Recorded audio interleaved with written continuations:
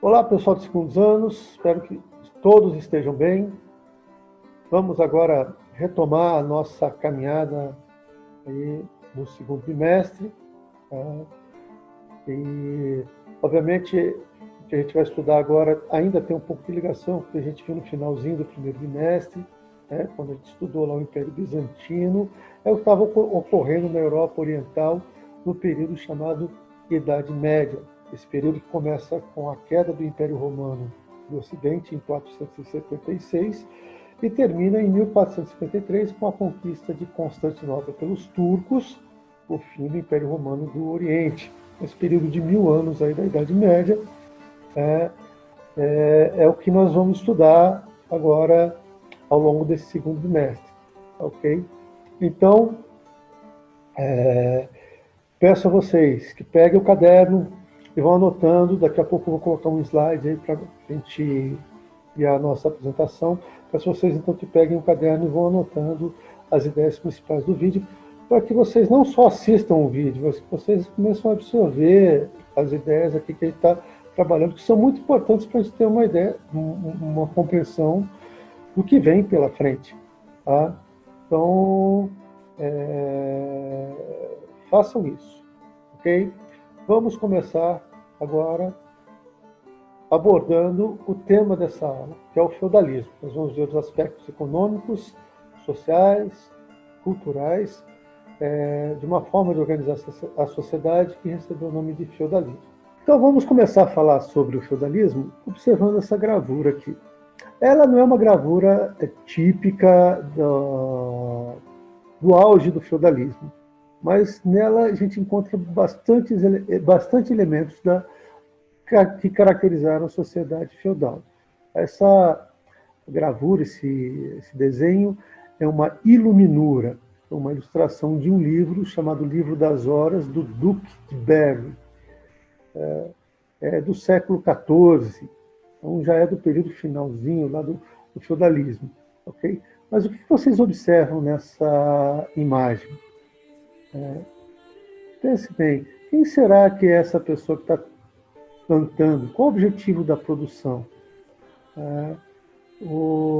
Lá ao fundo, quem mora nesse castelo? Vamos lembrar que esse castelo é uma construção já do período final do feudalismo. Tá? No auge do feudalismo, no início do feudalismo, os castelos eram todos de madeira, eles eram construções bem mais simples. Mas dá para a gente pensar, quem é que vivia ali, como é que a sociedade dessa época se organizava, ok? E é isso que a gente vai ver agora, tentar responder um pouco dessas questões. Tá? Para que se produzia, qual era o objetivo da produção, quem produzia, como é que era organizada a sociedade daquela época. Tá? Bom, vamos começar falando do feudalismo, definindo o feudalismo. Então, o que é feudalismo? Bom, a gente pode perguntar, o que é capitalismo? A sociedade que a gente vive. Né? Vocês têm ideia do que seja o capitalismo? Definir capitalismo, o que é capitalismo? Se a gente for definir capitalismo, se a gente for definir feudalismo, a gente vai chegar à compreensão de que tanto o capitalismo como o feudalismo são o que a gente chama de sistemas econômicos sociais. Então, o feudalismo e o capitalismo são sistemas econômicos sociais. O capitalismo da época que a gente vive e o feudalismo de um outro período. Tá? Mas tem uma expressão que eu gosto mais, que eu acho que ela é mais didática. A gente pode falar que tanto o capitalismo como o feudalismo são modos de produção, ou seja, uma maneira de produzir. No capitalismo existe uma maneira de produzir, é um tipo de trabalhador com um determinado objetivo em um determinado local. O feudalismo também vai ter um tipo de trabalhador que produz com um determinado objetivo, vive num determinado local, diferente, obviamente, do capitalismo. Então, com isso, a gente consegue entender essa definição aqui do feudalismo. O feudalismo é um sistema econômico-social, ou seja, uma forma de organizar a economia e a sociedade, que a gente pode chamar também de modo de produção, uma maneira de produzir, que foi característico da Europa Ocidental durante a Idade Média, período que vai do século V ao século XV. Então, enquanto o capitalismo é o modo de produção característico da época que a gente vive, o feudalismo é o modo de produção característico da Europa Ocidental durante a Idade Média. Teve feudalismo também na China, teve feudalismo também no Japão, quer dizer, com sistemas de organização econômica e social muito parecidos com o que ocorreu na Europa. A gente vai focar, né, no feudalismo europeu. Tá ok? Então, essa é uma definição, anotem aí no caderno de vocês, essa definição de feudalismo. Se é um sistema econômico-social, se é um modo de produção, vamos começar o entendimento de como ele funcionava a partir de uma olhada sobre a economia feudal. Então, a economia feudal, ela se caracteriza por ser uma economia agrária, rural. Vamos lembrar que a gente já estudou isso lá, quando os bárbaros estavam invadindo o Império Romano, saqueando e destruindo as cidades, houve uma ruralização da sociedade. Grande parte das pessoas foi morar no campo, buscando se proteger dos ataques bárbaros. As cidades diminuíram de tamanho, população, muitas foram abandonadas, muitas desapareceram, e o grosso da sociedade passou a morar na zona rural. Há uma ruralização da sociedade. Isso vai refletir na forma de organizar a economia feudal. Ela é uma economia agrária, uma economia rural, baseada na agricultura e na pecuária. Mas onde as pessoas viviam, propriamente dito, e produziam? Se a gente olhar para o capitalismo, é o contrário. O capitalismo é uma sociedade urbana. O grosso das pessoas vivem nas cidades, né? E onde as pessoas produzem no capitalismo? No capitalismo, as pessoas produzem nas fábricas, nas indústrias. Tá? No feudalismo, onde as pessoas produziam, não tinha fábrica, não tinha indústria. Elas produziam num lugar chamado senhorio, também chamado de feudo, um pouco erroneamente, mas também dá para usar a palavra feudo, daí tem a expressão feudalismo.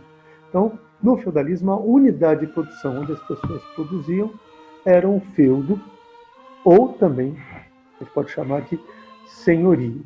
Mais para frente a gente vai ver como é que se organizava o feudo e o senhorio. E para que as pessoas produziam? Se não tinha ninguém nas cidades morando, as cidades estavam praticamente desertas, elas tinham perdido grande parte da sua população, a pessoa estava no campo, ela ia produzir para quê? Para vender para outra pessoa? Não, não tinha outra pessoa, não tinha mercado de consumo, não tinha pessoas querendo comprar as coisas. Então, o objetivo da produção, ele vai se voltar para a subsistência. Na economia feudal, a produção está voltada para a subsistência. Vamos entender bem essa palavra. O que é subsistência? É produzir para o consumo próprio. As pessoas moram na zona rural, produzem para elas mesmas, para as pessoas que vivem no feudo. Tá? Mas vamos entender um pouco mais aprofundadamente o que significa produzir para a subsistência. Para isso, vamos comparar um pouco para a produção, com a produção como ela é feita no capitalismo. No capitalismo, a produção é feita para a subsistência? Não. No capitalismo, as pessoas produzem para o lucro, para enriquecer. Isso é uma diferença brutal, então, para entender como era a produção no feudalismo e no capitalismo. Tá? Como é que eu posso provar que no capitalismo o interesse da produção não é a subsistência das pessoas? Tá? Porque se você pega o tênis que você tem, você vai falar, poxa, esse tênis protege o meu pé. Ele foi produzido para proteger o meu pé. Não, ele não foi produzido para proteger seu pé. O tênis que você usa foi produzido para gerar lucro para quem produziu. Porque se você não tivesse dinheiro para comprar o tênis, você não teria acesso ao tênis. Tá? Então, numa sociedade onde a produção é voltada para subsistência, isso não acontece. O objetivo é atender às necessidades das pessoas. Então, se tem alimento, as pessoas vão se alimentar. Não é o que ocorre no capitalismo. A gente vê, ainda mais agora na situação de pandemia, muita gente perdeu emprego, muita gente com dificuldade, muita gente até passando fome, necessidade, mas nós vemos os supermercados cheios de alimentos, cheios de coisas que poderiam atender essas necessidades, mas as pessoas não têm acesso. Por quê? Se ela não tem o dinheiro para gerar o lucro de quem está vendendo, de quem produziu, ela não tem acesso. Numa sociedade onde a produção é a subsistência, isso não ocorre, porque a produção está voltada para atender às necessidades das pessoas. Compreenderam? Isso torna aquela sociedade, obviamente, muito diferente da nossa.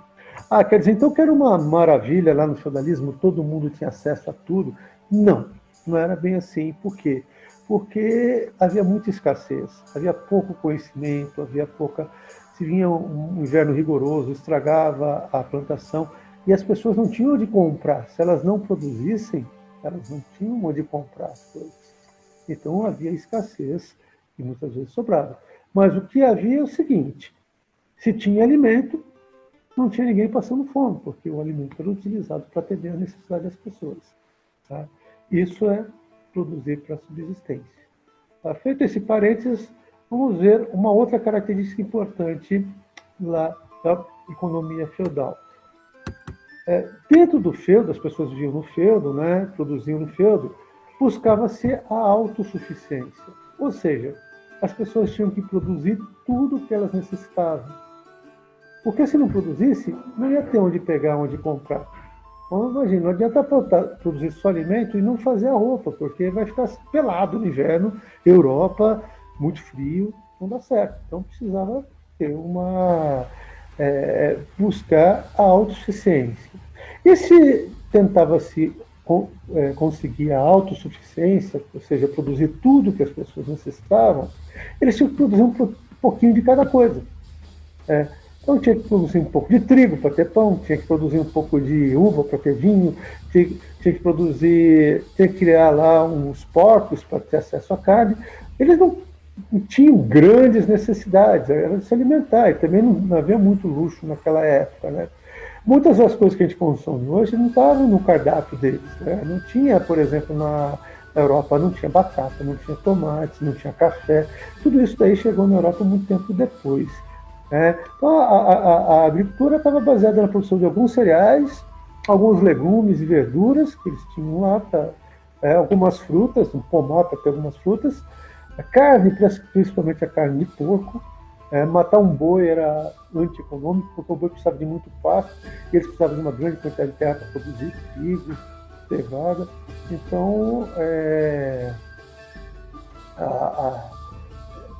eles tinham que produzir um pouquinho de cada coisa que eles necessitavam. E se eles produziam um pouquinho de cada coisa, não sobrava muita coisa. Não havia excedente. Então, vamos pensar um pouco sobre isso. As pessoas produzem para o seu próprio consumo, tentam ser autossuficientes, produzir tudo o que necessitam, e dessa forma eles não produzem muito. Então, se eles não têm nada para vender, porque não produzem muito, e se eles são autossuficientes, não precisam comprar nada de fora, o que não havia naquela sociedade? O comércio. Muito diferentemente da nossa, onde tudo que a gente precisa, a gente recorre ao comércio. Ninguém aqui produz o próprio alimento. E quando eu digo produzir o próprio alimento, não é cozinhar. Ninguém planta o próprio arroz que come, planta o feijão que come. A gente vai no comércio e compra as coisas que a gente necessita. Lá não. Lá o comércio era insignificante. Por que eu falo que é insignificante? Porque podia haver sobrava um pouco de cevada no lugar, trocava com um pouco de uva que sobrou no outro. Podia haver um certo escândalo, uma troca de bens por bens. Mas perto do que a gente tem hoje em dia, o comércio naquela época praticamente não existia. Por causa dessas condições de produção da economia feudal. Se não tem comércio, as pessoas não precisam de uma coisa que todo mundo precisa hoje em dia, de dinheiro. A moeda tem pouquíssima circulação naquela sociedade. Eles não conheciam o dinheiro? Conheciam, desde o Império Romano, até anteriormente já havia, o dinheiro circulava praticamente em toda a Europa. Só que com o feudalismo, ele deixa de ser importante. Se eu não preciso comprar nada, eu produzo tudo, eu não preciso de dinheiro. Então, a moeda tem pouca circulação, a gente fala que aquela economia é uma economia amonetária. é uma economia sem moeda. Tá ok? Então não tinha ninguém rico naquela época. Tinha. Só que o que expressava a riqueza das pessoas, diferentemente de hoje em dia, não era o dinheiro. O que expressava a riqueza das pessoas era a terra. Então, quem tinha terra, o dono da terra, quanto mais terra ele tivesse, mais rico ele seria. Faz sentido porque tudo que as pessoas precisam, elas tiram do contato da terra. Plantando, cuidando de animais. Então, se o cara tem mais terra, ele pode produzir mais, ele pode ter uma condição de vida melhor. Certo? Então, ele é mais rico. Tá? Então, a terra é a unidade de riqueza. Então, esse é o retrato da economia feudal. É... Imagine aí, uma sociedade assim, sem comércio, pouco dinheiro circulando. Será que é uma sociedade onde as pessoas são estimuladas a ficarem viajando, fazendo turismo, conhecendo diversos outros lugares? Não. Então, nesse momento, há um certo isolamento. Tanto dentro da própria Europa, de uma região para outra da Europa, as pessoas não se deslocam muito pela Europa, tá? Porque não tem necessidade disso, quanto da própria Europa com relação ao resto do mundo. Há um certo isolamento da Europa Ocidental, então, em função dessas condições econômicas.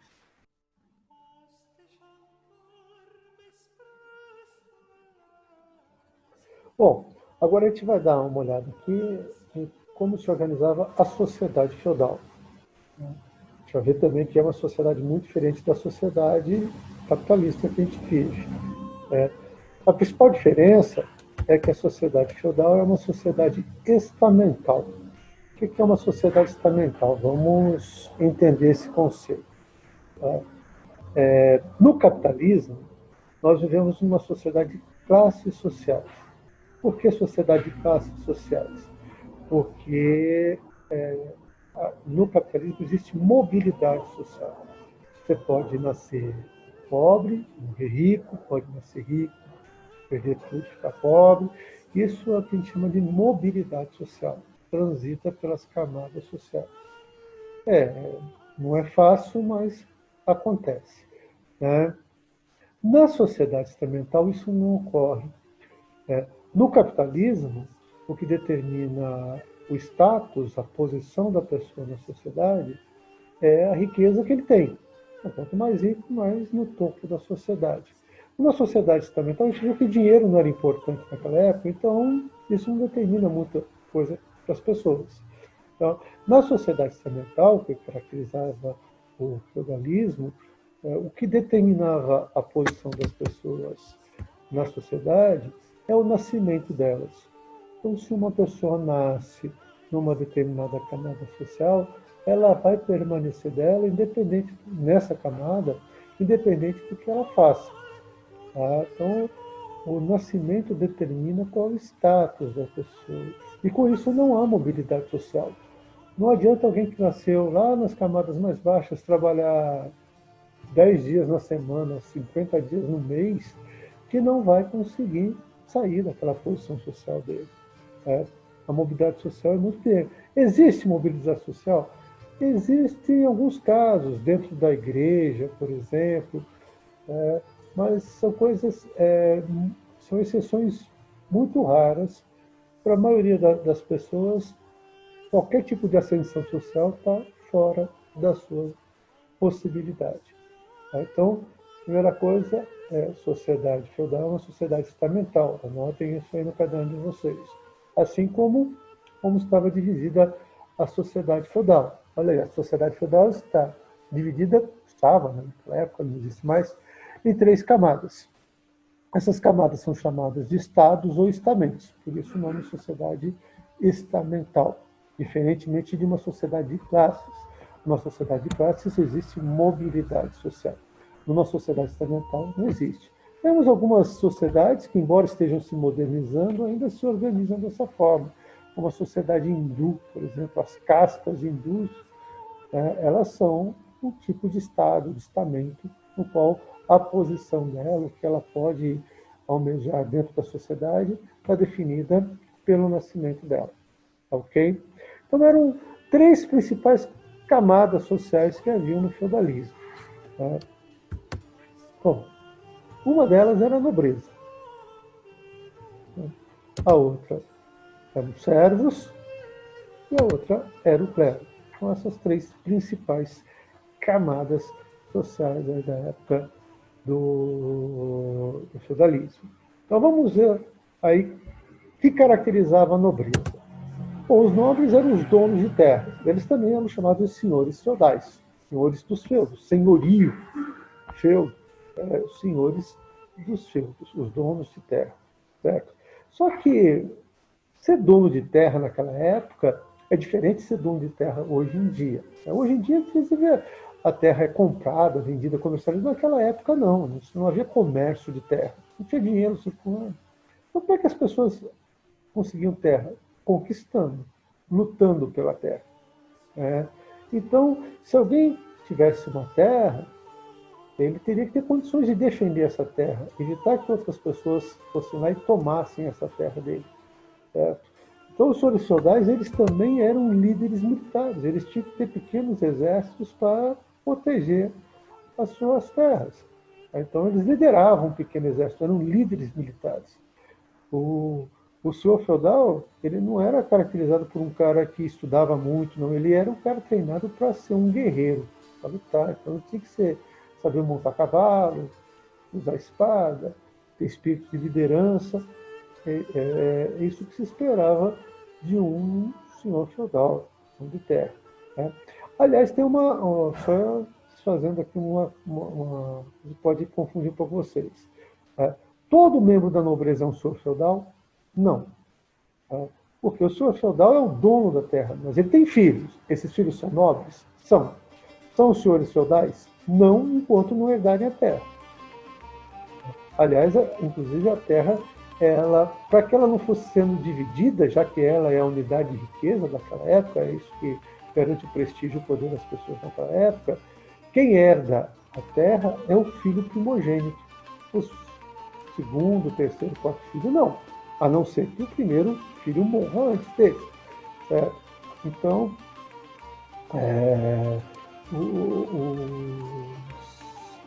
os nobres, eles são a família do senhor feudal faz parte da nobreza, tá?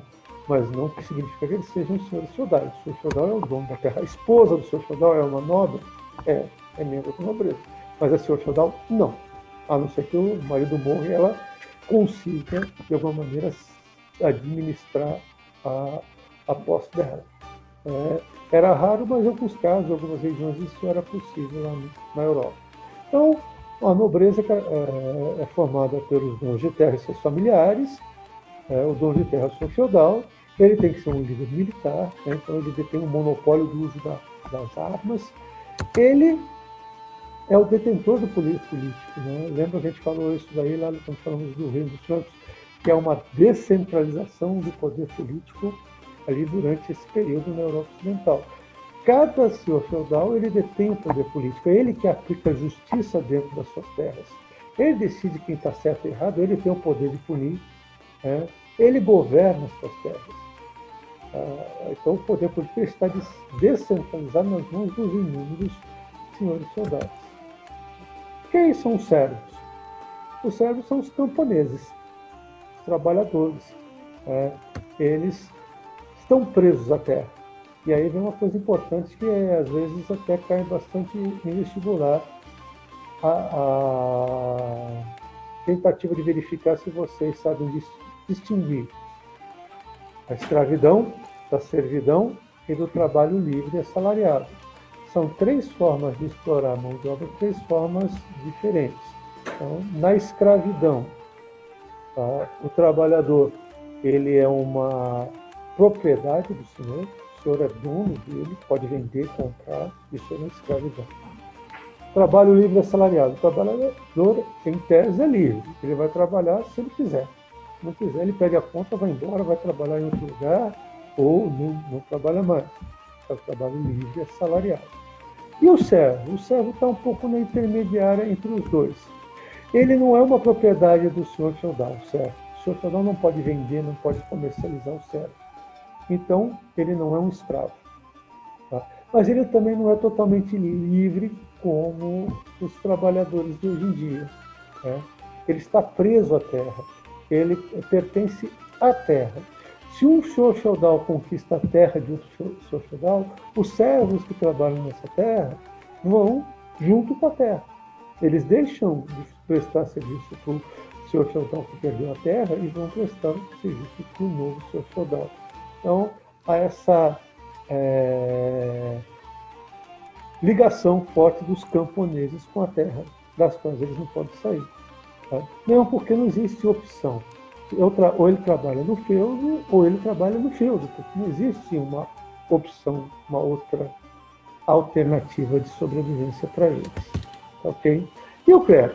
Os membros do clero são os membros da Igreja Católica. Né?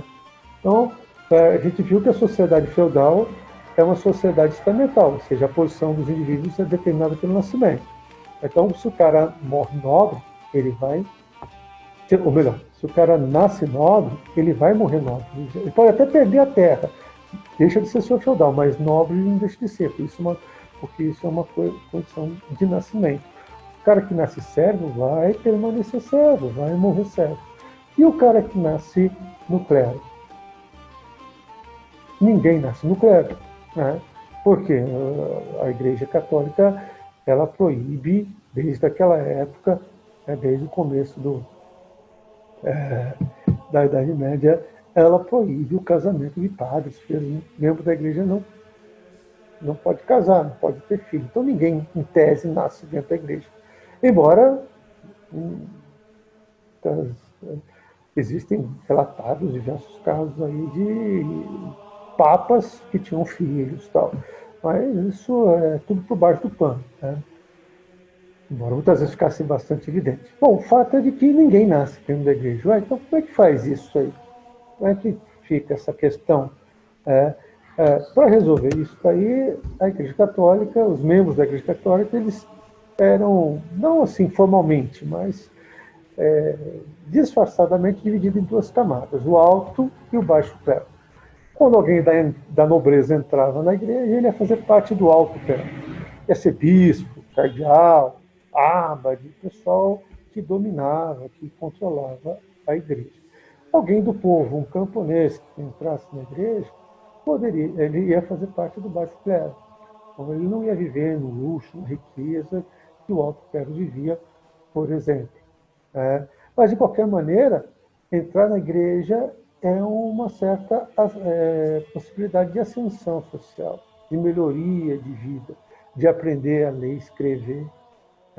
Porque a igreja, os membros da igreja eram os únicos detentores do conhecimento erudito. As pessoas sabiam ler e escrever, estavam dentro da igreja. Nem o nobre sabia ler e escrever, nem os servos, os camponeses sabiam ler e escrever. O acesso a esse conhecimento muitas vezes permitia uma certa mobilidade social, bastante restrita, mas era onde podia ocorrer naquela sociedade. Existem até casos de muitos camponeses que entraram na igreja, eram do baixo clero, mas tinham habilidade, e foram crescendo dentro da hierarquia da igreja e se tornaram, inclusive, papas. Né? Era muito raro, muito difícil, mas podia acontecer.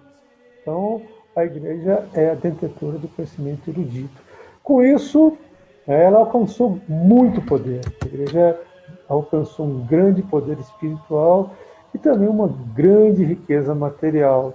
Era detentora de uma grande quantidade de terra, muitos nobres, às vezes, doavam parte das suas terras para a igreja, acreditando que assim iam alcançar uma graça de Deus. Tá? Então a igreja chegou a se tornar uma instituição muito poderosa, tanto materialmente quanto espiritualmente, no sentido de ter o poder sobre a vida das pessoas, determinar como elas deviam viver, o que elas deveriam pensar e como elas deveriam agir.